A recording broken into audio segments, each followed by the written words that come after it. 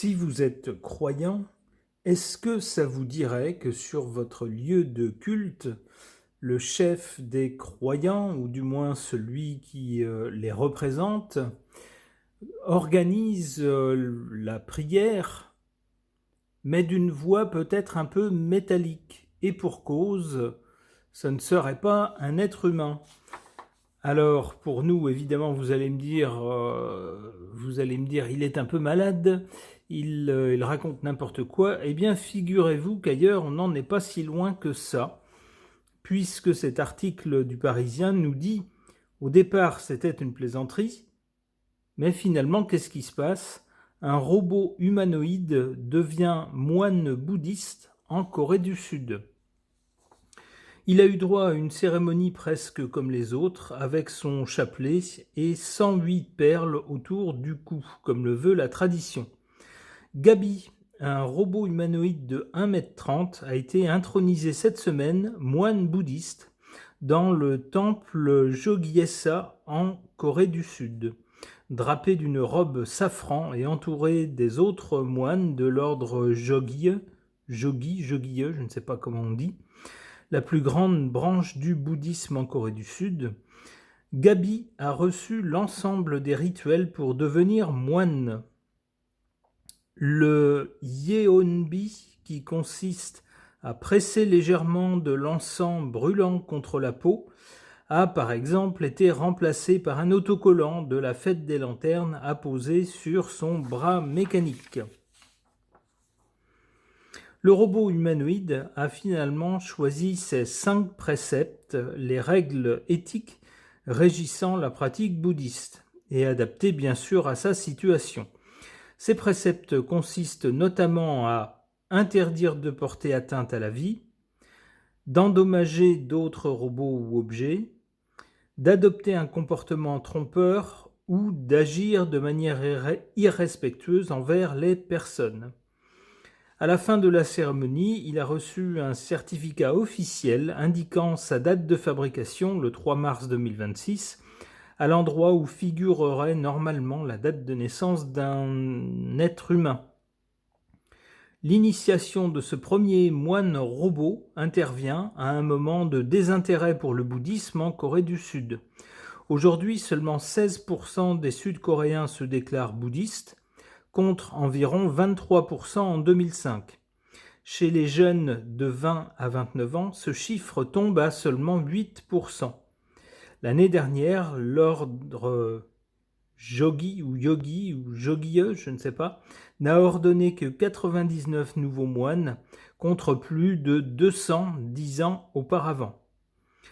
Alors, une personne témoigne et dit au départ c'était une plaisanterie, mais plus nous y réfléchissons, plus c'est devenu sérieux. Raconte donc le directeur des affaires culturelles de cet ordre religieux. Les robots s'intègrent si rapidement à nos vies que les gens se sentent de plus en plus à l'aise avec eux. Ils deviennent partie intégrante de notre communauté.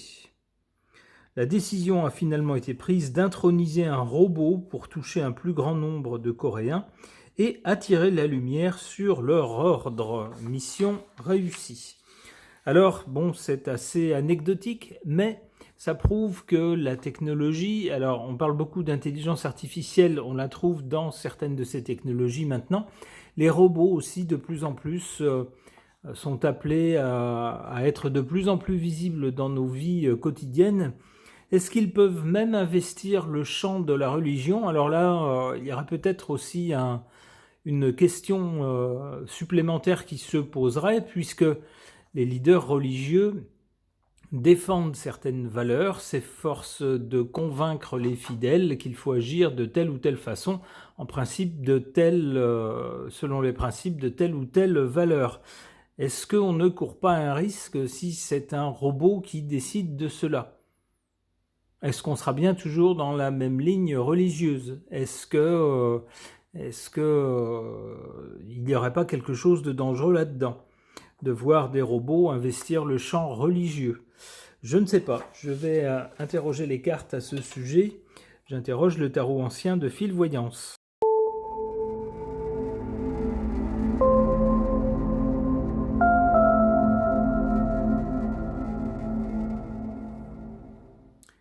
Qu'est-ce que ces cartes peuvent nous dire sur ce sujet, sur l'éventualité d'une présence non humaine, robotisée, dans les milieux religieux?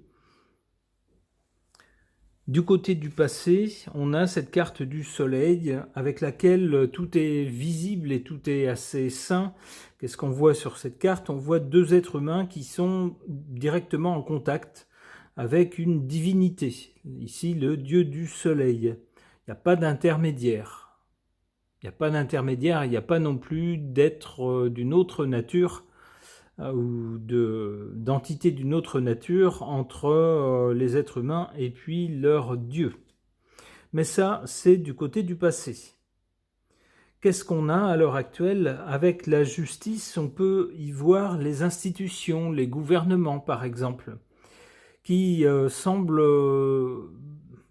peut-être vouloir changer les choses ou adapter les choses au rythme de vie actuel, à la technologie actuelle, aux évolutions technologiques actuelles. Donc il y aura une notion de est-ce que c'est permis ou pas avec cette carte de la justice. C'est peut-être des questions que la justice est en train d'examiner. Alors on peut penser à des robots, on peut penser à des... comment on pourrait dire ça? L'intelligence artificielle répondant à des fidèles posant des questions de nature religieuse, peut-être que ça aussi, ça va être réglementé. Eh bien, si je me fie à la carte qui suit, avec cet arcane sans nom, quelque chose sera définitivement... prendra définitivement fin, on y mettra fin. Alors, j'espère que ce n'est pas l'idée de religion traditionnelle, ça m'étonnerait. J'ai plutôt l'impression que ce sera justement l'idée de ces robots, l'idée que des robots puissent remplacer, on a vu un moine bouddhiste, ça pourrait être un moine chrétien, ça pourrait être, je ne sais pas, des représentants religieux d'autres religions, que ce soit l'islam ou la religion hébraïque, peu importe. Eh bien, j'ai l'impression que cette idée ne passera pas avec cet arcane sans nom. On voit plutôt une fin, quelque chose qui est arrêté net.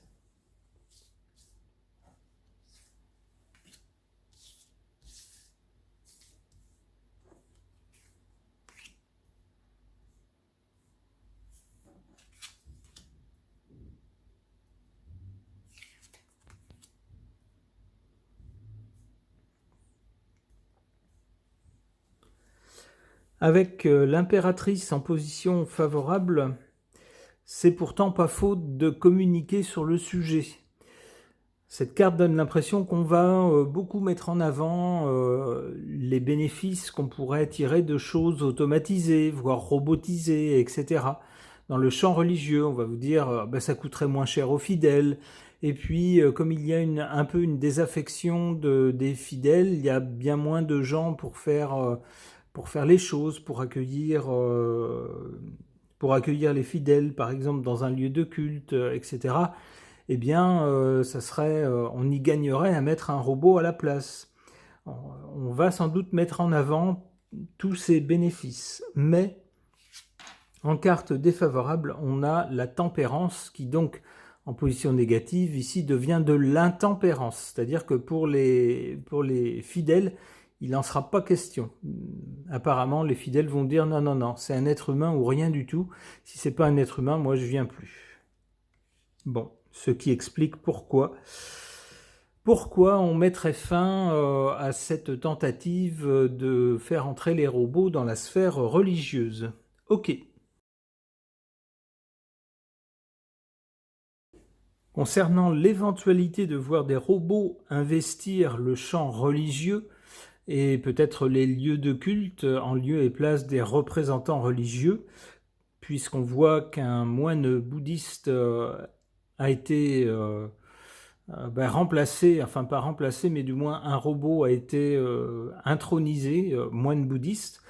Eh bien, on peut tout imaginer à partir de là. Sur ces questions, j'interroge cet oracle Witch and God, qui est assez grand, assez imposant, donc on va voir comment on va disposer les cartes.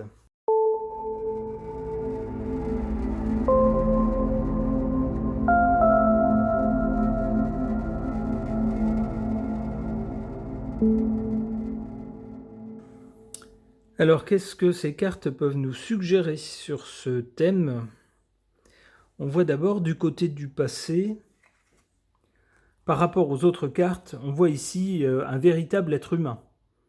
Une femme, en l'occurrence, qui porte une sorte de baguette magique.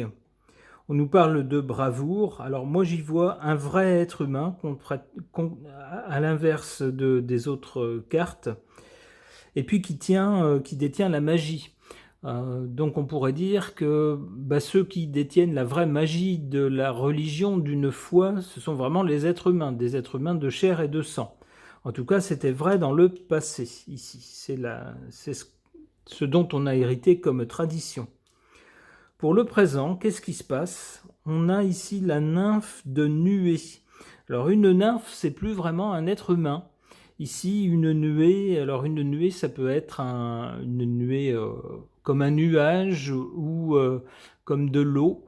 En tout cas, on est plutôt dans quelque chose, dans un être qui n'est plus tout à fait humain et qui est en train de disparaître, de se dématérialiser, de ne plus être tout à fait humain. Alors en effet, on nous parle bien dans cet article de désaffection en fait des fidèles. Les gens ont de moins en moins la foi bouddhiste, en tout cas en Corée du Sud. Dans nos pays occidentaux, c'est un peu la même chose. La foi semble reculer et on a donc également de moins en moins de personnes, alors soit qui se rendent dans des lieux de culte pour prier, soit également des personnes disponibles pour assurer le service dans ces lieux. Alors il peut s'agir de prêtres, de moines, de personnes portant d'autres titres selon les religions. Tout cela est en train littéralement, comme on le voit sur cette carte, de disparaître petit à petit. Pour laisser place à quoi du côté de l'avenir? Eh bien on a ici un cheval carrément de bois, c'est-à-dire que c'est pas du vrai, c'est du faux. C'est un truc qui ressemble, mais qui n'est pas... Ici, c'est pas un vrai cheval. C'est un cheval de bois, c'est un truc qui n'a pas d'âme, qui n'a pas de vie, et qui fait office qui remplace, mais la vie a disparu. Alors, ça serait un peu pareil si on avait un robot à la place d'un prêtre ou d'un moine, ou d'un imam, ou d'un autre représentant religieux. On n'aurait plus vraiment la vie. Et là où il n'y a pas vie, il n'y a pas d'âme non plus.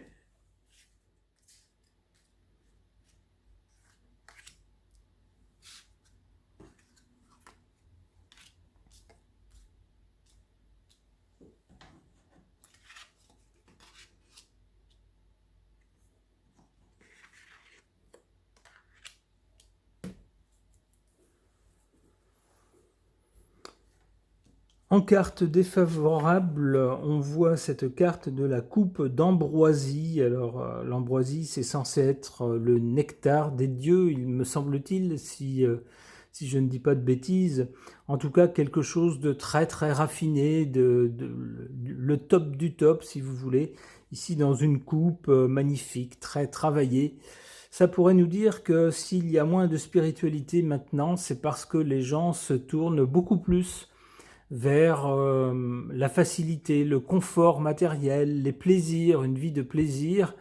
On n'a pas envie de passer du temps à prier un truc qu'on ne voit pas, qui ne nous parle pas directement. On préfère des choses bien concrètes, des plaisirs bien concrets. Et malheureusement, cela semble nuire apparemment à la foi. En carte favorable, on a cette carte de la pitié. La pitié, c'était, là encore, si je ne dis pas de bêtises, c'était le personnage qui pouvait prédire l'avenir. Alors ici, on essaye donc de prédire l'avenir, et de voir comment on peut l'anticiper. C'est toujours une bonne chose, plutôt que d'attendre d'être pris par surprise, et puis de se dire en étant dépité, ah ben si on avait su, on aurait fait ceci, on aurait fait cela. Eh bien, il y a quand même des signes d'évolution d'une société qu'on peut analyser et interpréter. C'est ce que semble faire cette Pity ici, pour tenter de prédire l'avenir. Alors l'avenir de quoi? Ici, il s'agit de l'avenir de la foi religieuse.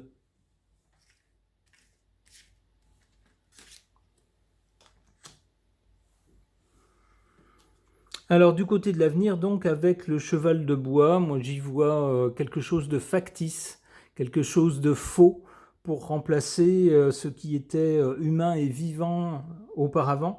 On aurait ici justement une évolution vers des choses sans âme, complètement factices. Attention, la carte qui suit nous dit bien qu'il s'agit d'un danger. Avec ce talisman des Gorgones, la figure qu'on y voit est purement monstrueuse. Donc ça confirme mes craintes, c'est-à-dire que si on remplace des chefs religieux par des robots par exemple, eh bien qui sait sur quelle valeur ces robots baseront leur prêche, leur homélie, appelez ça comme vous voulez, aux fidèles. Et imaginez-vous ce qui se passerait si tous les robots d'une même religion se concertaient entre eux pour prêcher dans le même sens, dans un sens qui ne serait pas forcément celui de la foi originelle. Vous comprenez le danger.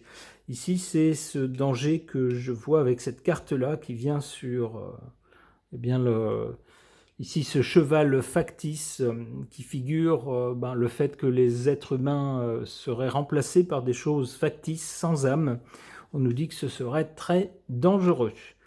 Bon, cela dit, c'est une suggestion des cartes, à chacun d'en penser ce qu'il veut. Ce tirage est maintenant terminé, merci de l'avoir suivi.